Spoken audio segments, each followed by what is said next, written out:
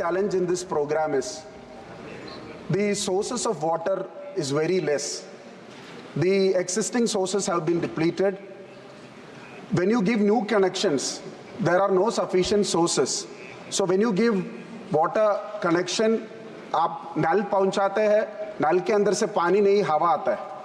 The problem is, this is a very serious issue. If the government decides to improve the sources, this project can be implemented in a much different creative manner. Is the government trying to do any initiative to improve the sources and to lay new pipelines to the existing projects? Sir, no water is not coming. Where is that? माननीय अध्यक्ष जी, जो polluted water की बात आपने बीच में कही, मैं आपको बताना चाहूँगा कि ये जो हर गांव में जो पानी दिया जाता है उसके लिए उसका केमिकल टेस्ट हो और टेस्ट के आधार पर. मैंने पोल्यूटेड वाटर की बात नहीं कही. मैंने कहा कि जल जीवन मिशन हर घर योजना का लाभ ये है कि जो पहले पोल्यूटेड पानी मिलता था उसकी जगह उसको हर घर नल से पानी मिल रहा है. शुद्ध पानी योजना का लाभ है. ये शुद्ध पानी मिल रहा है. आदरणीय प्रधानमंत्री नरेंद्र मोदी जी ने जो 70 साल में पानी नहीं मिल रहा था, सुने क्यों माननीय मंत्री जी, आदरणीय प्रधानमंत्री नरेंद्र मोदी जी ने जो इतने सालों से लोगों को शुद्ध जल नहीं मिल रहा था, घर में नहीं मिल रहा था, करीब महिलाओं को करीब रोज के 5.5 करोड़ घंटे उनके पानी के लिए बिगड़ते थे. उनको कई किलोमीटर तक जाना पड़ता था और वहाँ भी उसको पोल्यूटेड वाटर मिलता था. आज हर घर नल की वजह से सबको शुद्ध पानी मिलना शुरू हुआ है. मोदी जी का ये जो योजना के कारण हम इसके अंदर हर राज्य में उसको वित्तीय सहाय करते हैं. उसका जो DPR है वो भी राज्य सरकार बनाती है, उसका टेंडरिंग भी राज्य सरकार करती है, उसको टेक्निकल सहाय और आर्थिक सहाय ये हमारा जो हिस्सा होता है उतना मंत्रालय के द्वारा किया जाता है. उसके ऊपर मॉनिटरिंग भी किया जाता है. जो मेंबर ने कहा था कि कई जगह पर जल नहीं मिलता है, हवा ही आती है, ऐसे कई जो किस्से होते हैं उसके ऊपर भी हम राज्य सरकार को उनको इन्फॉर्म करते हैं. हमने भी टास्क फोर्स बनाई है. अगर ऐसे कोई प्रश्न उपस्थित होते हैं तो उसका भी सॉल्यूशन तुरंत लाते हैं. और उस तरह इस योजना जो सफल हो रही है तो करीब 15 करोड़ कनेक्शन इस देश के अंदर इस योजना के तहत दिए गए हैं. मुरारीलाल मीणा जी, मैं आपके माध्यम से मंत्री महोदय से जानना चाहूँगा कि पीने के पानी के मामले में सबसे विकट स्थिति राजस्थान की है और JJM के तहत 45% सेंट्रल गवर्नमेंट का होता है, 45% पैसा राज्य सरकार का होता है और 10% पैसा होता है पब्लिक कंट्रीब्यूशन से. माननीय, मेरा आपके माध्यम से निवेदन है कि राजस्थान में क्या गांव बहुत दूर दूर बसे हुए हैं और पानी का ग्राउंड वाटर भी नहीं है. एक तो क्या किया कि पब्लिक 10% कंट्रीब्यूशन दे नहीं रही है. दूसरा, जितने भी जो JJM के अंदर जो स्कीमें थी उनमें जो बिजली के जो बिल्स हैं वो कनेक्शन करीब मैं समझता हूँ 80% कनेक्शन काट दिए गए क्योंकि बिजली का बिल जमा हुआ नहीं. पहली बात तो कहीं सप्लाई नहीं हुआ क्योंकि कंट्रीब्यूशन लोगों ने दिया नहीं और कंट्रीब्यूशन कहीं दे भी दिया तो बिजली के बिलों में कोई ऐसा फैसला किया जाए ताकि सरकार बिजली के बिलों को जमा कराए और पानी की सप्लाई सुचारू रूप से हो सके. ये बहुत बड़ी समस्या पूरे प्रदेश के अंदर. मेंबर का जो प्रश्न है वो उचित है. राजस्थान की स्थिति पहले से ही पानी में कमज़ोर रही है. जल जीवन मिशन के तहत जो काम होना चाहिए था वो वहाँ पर नहीं हुआ. मगर अभी वहाँ के जो मुख्यमंत्री ने करीब 3 बार मंत्रालय से मुलाकात करते हुए इस योजना को तुरंत लागू करने के लिए जल स्रोत ढूंढकर ग्राउंड वाटर हो या सरफेस वाटर हो वहाँ से या नई कैनाल से भी वहाँ पानी मिले उसके लिए वो प्रयत्नशील है. मंत्रालय उनको टेक्निकल और आर्थिक उसको सहाय कर रही है. ये जो बिजली के बिल नहीं भरने की वजह से जो कट जाता है कनेक्शन और पानी नहीं मिलता है उसके लिए भी मंत्रालय ने सबको सोलर लगाने के लिए भी कहा है जिसके कारण बिल भरने का भी नहीं रहेगा. और जो गांव से पैसा लेना है, लोगों से पैसा लेना है, वो तो स्कीम में ही है, वो तो वहाँ से लेना हो राज्य सरकार का काम है. Question number 142 Shrimati हर्षमित Kaur Badal. माननीय सदस्य नो. चलिए 143 question number 143. Shrimati funny Bhushan, उनको 3 बार नाम बोला, वो बातें कर रही थी। 9414 आपका क्वेश्चन कट गया है। 143 फनी भूषण चौधरी जी, 9 अब आगे बोल दिए 143। सर 142 सर बहुत गंभीर मुद्दा। कैसे हो सकता है? तो उनसे मान, एक मिनट बैठो, एक मिनट बैठिए सर बैठिए, आप बैठिए, पहले बैठिए, आप बैठिए, पहले बैठिए, आप बैठिए।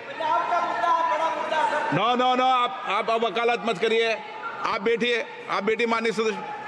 आपको प्रश्न नहीं पूछना कि आपको बैठिए, आप आप पहले बैठिए। माननीय सदस्यगण, आपको मैंने 1 बार 2 बार 3 बार बोला, आपका नाम लेकर बोला, आप बातों में इतनी व्यस्त थी कि आप क्वेश्चन नंबर 142 के लिए पूरा दिल्ली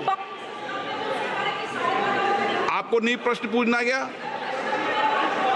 हाँ, ये सभी सदस्यों को अलार्म कर रहा हूं।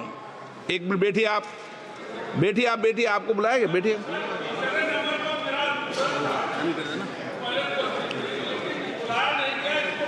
प्लीज बैठिए।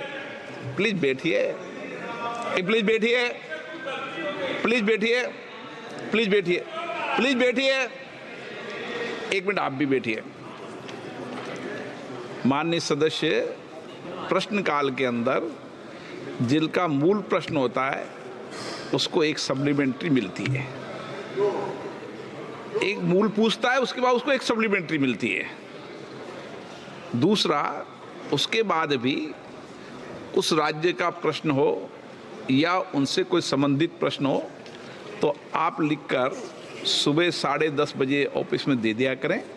हम कोशिश करेंगे कि आप सबको भी दे दिया तो हमने, एक मिनट, दे दिया तो पाबंदी नहीं, जो दे देंगे उसको बुला ही लेंगे, ये भी समझ लो बात को। आप नए सदस्य आओ, सबको समझाना चाहता हूं, ठीक है ना। और प्रश्नकाल के अंदर जब जो प्रश्न है जिसका उसको अटेंशन रहना चाहिए हमेशा, वो आपस में बातों में नहीं करना चाहिए। Question number 142 Shrimati Harsimrat Kaur Badal. Question number 142 sir. माननीय मंत्री जी, उत्तर सभा पटल पर रख दिया गया। माननीय सदस्य। शुक्रिया सर। सर, माननीय मंत्री जी के रिप्लाई में लिखा है कि गवर्नमेंट ऑफ पंजाब ने इनको बोला है कि पंजाब में नो लास्ट मिनट रिपेयर एम्बैंक्समेंट का कुछ नहीं हो रहा है और हर साल पंजाब में फ्लडिंग नहीं होती है।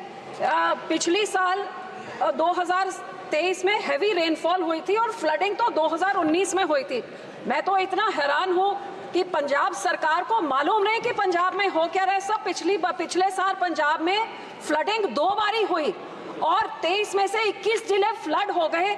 हजारों एकड़ 2 लाख हेक्टेयर पूरा फसल तबाह हो गई। 10,000 से ज्यादा घर तबाह हो गए। 60,000 से ज्यादा पशु मर गए। आपका प्रश्न क्या है? सो सर, मेरा प्रश्न ये है कि क्या स्टेट सरकार को नहीं पता, पर क्या केंद्र सरकार को भी नहीं पता था कि पंजाब में इतनी जबरदस्त फ्लडिंग हुई है?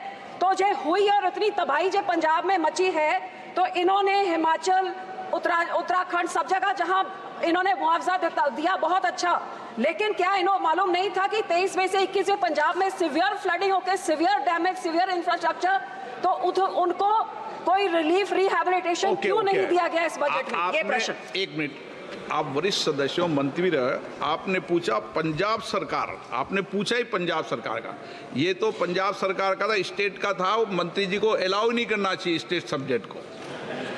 माननीय मंत्रीगणों से भी आग्रह करता हूं कि स्टेट सब्जेक्ट को यहाँ पर अलाउ नहीं करते हैं। जवाब दीजिए।